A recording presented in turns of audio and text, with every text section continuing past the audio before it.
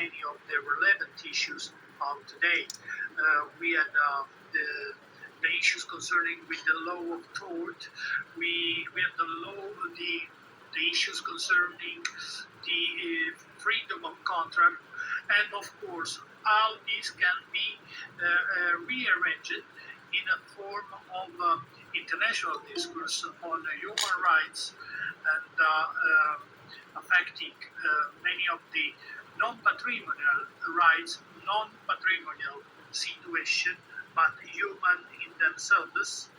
And so there are many steps of analysis, and this is the great aspect of this Congress, for which I wish to thank you from now. I will start from the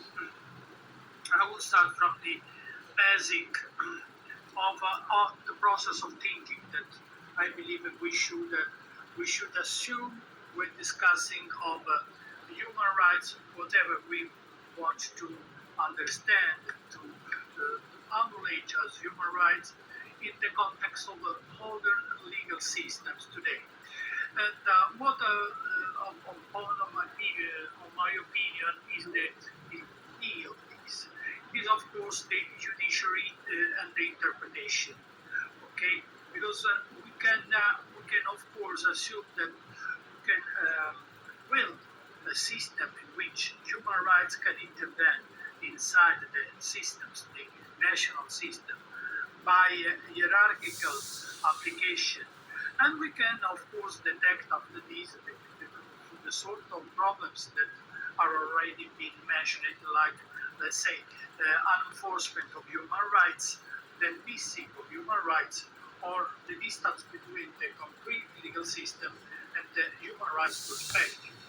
But we all know that these are matter of judiciary. In what sense?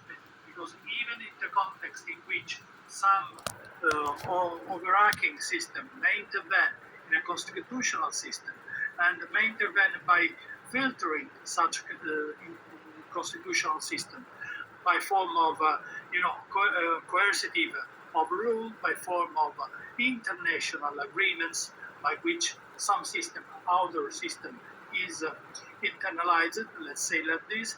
Well, even in this case, we must in some sense face the main problem, that is the main problem of humanity trying to build a constitutional system. And it is that the values conflict each other. Even in the case of the most encompassing system, the best system in the world, we are facing such kind of problem.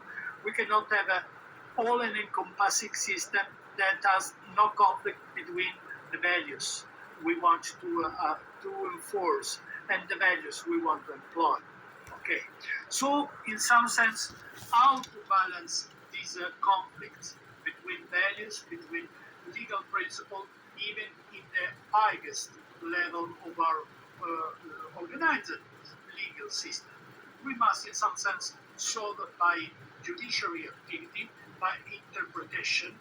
Okay, and this is in a level in which it is entailed a case-by-case system, at least under the starting of this enforcement, and then the growing, the building of a legal system that can entail and can enforce at the best possible the system of values that are overarching. Okay, so this is the very interesting key you put today by focusing on the judiciary. Why? We must be very careful in judiciary because judiciary is the proper level by which we can discuss and analyze, and we can activate, in the case, the international legal system deriving from human rights as a self-application or by authorization, because many times we have countries that are there, formally adhere to system, international system of human rights recognition, but they do not have a recognition for other levels of this entire system. It is in the case of Court of Justice that this can be acknowledged or not by many countries.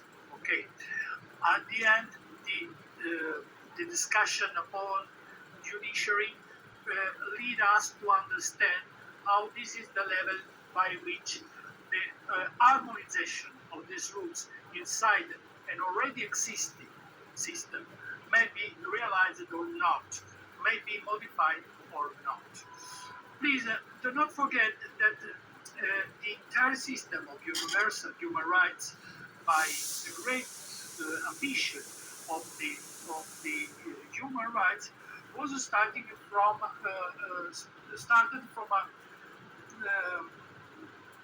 the same theoretical perspective that was at the same level of, let's say, utopic perspective.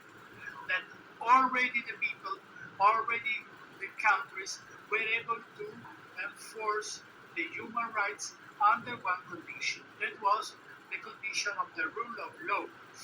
The condition of rule of law entails at least many elements that today are not acknowledged as such everywhere.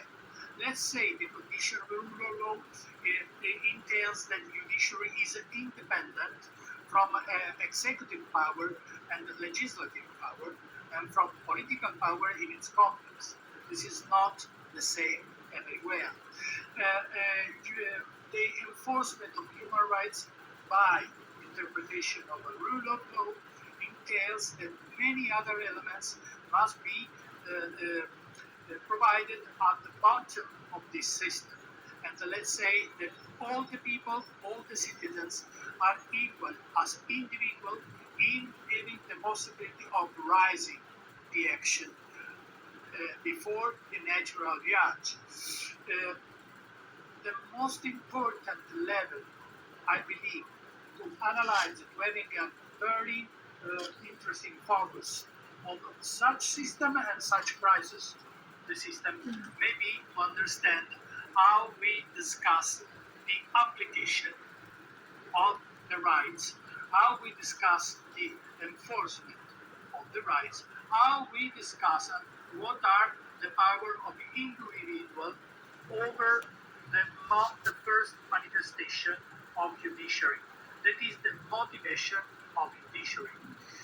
Motivation of judiciary is a really important discovery for our modern legal thought, because it entails that the judge, the justice, is not only the man who decides and says nothing about his decision, as if he was not liable of anything.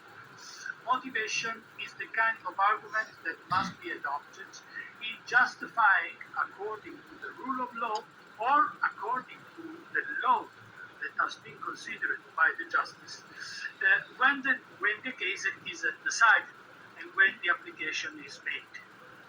This is a very true and relevant